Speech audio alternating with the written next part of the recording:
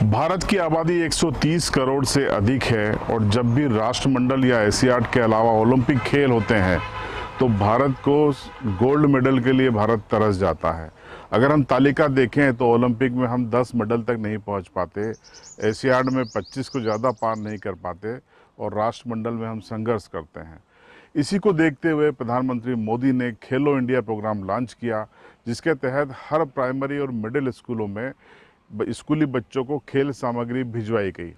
आपको ये जान के आश्चर्य होगा कि आदिवासी बहुल अलीराजपुर ज़िले में करीब 1.5 करोड़ रुपए के आसपास ये राशि बुलवाई गई थी। 1 करोड़ 40 लाख के आसपास का बजट भेजा गया था, लेकिन कई महीने गुजर जाने के बावजूद जब 31 मार्च की एक तारीख आई तो ये राशि वित्तीय वर्ष के अंतिम दिन लैप्स हो गई।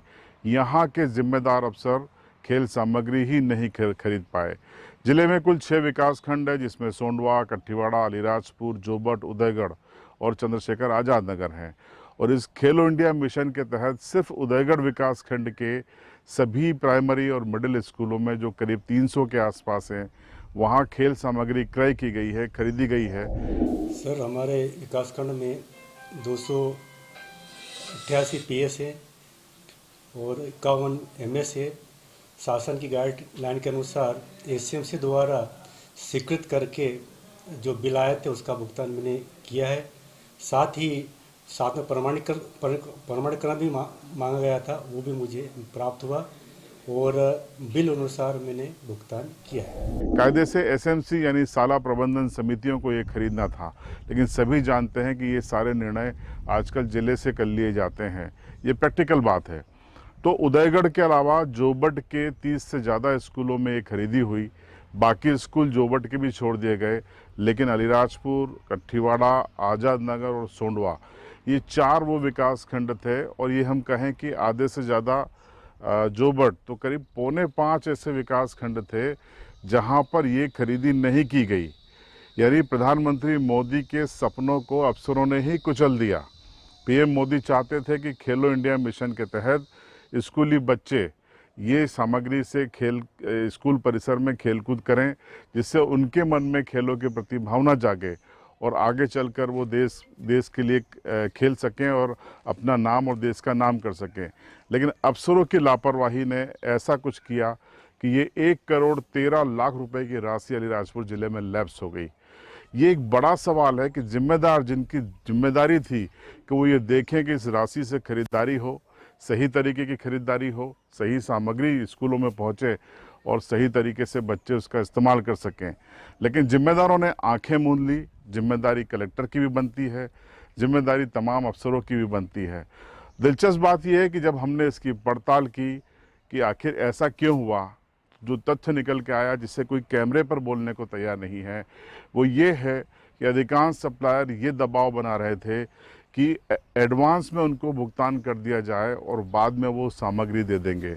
चूँकि पड़ोसी ज़िले झाबुआ में करीबन आधा दर्जन से ज़्यादा एफआईआर इस घोटाले में हो चुकी थी, जिससे यहाँ के अफसर सहमे हुए थे, डरे हुए थे और उसी का परिणाम था कि उस डर के चलते सप्लायरों और अफसरों के बीच में सहमति नहीं बन पाई और नतीजा ये राशि लैप्स हो गई। अब सबसे बड़ा सवाल ये है कि 1 करोड़ से ज़्यादा की राशि लैप्स हो जाती है, लेकिन जवाबदेही तय नहीं हो रही है कि इसका जिम्मेदार कौन है।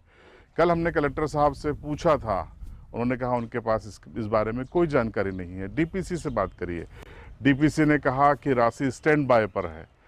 हमने भोपाल में जिम्मेदारों से बात की, चूँकि हम यहाँ थे तो कैमरे पर वो नहीं है।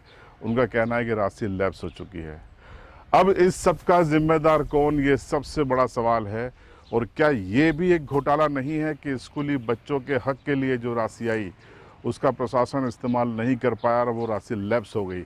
इसके लिए जवाबदेही और जिम्मेदारी तय किए जाने की ज़रूरत है या नहीं, और जिनकी जिम्मेदारी थी वो क्यों खामोश बैठे थे, ये भी एक सवाल है। ये तब और महत्वपूर्ण हो जाता है जब प्रधानमंत्री नरेंद्र मोदी ने अलीराजपुर को शिक्षा को लेकर एक विशेष आकांक्षी जिले के रूप में चयनित किया है। यानी कि पीएम की प्रायोरिटी पे ये डिस्ट्रिक्ट है, जिसकी निगरानी प्रधानमंत्री कार्यालय से लेकर पीएच जो मुख्य सचिव है, वल्लभ भवन है मध्य प्रदेश का, वहाँ तक होती है। तो फिर ये कैसी निगरानी है कि इस ज़िले में बच्चों के लिए 1 करोड़ 13 लाख रुपए के आसपास की राशि लैप्स हो जाती है और अलीराजपुर से लेकर इंदौर, भोपाल और दिल्ली तक किसी को पता नहीं चलता और सभी खामोशी ओढ़ के बैठे हैं। तो इस खामोशी का गुनाहगार कौन है? आपको क्या लगता है? कमेंट बॉक्स में ज़रूर बताएं।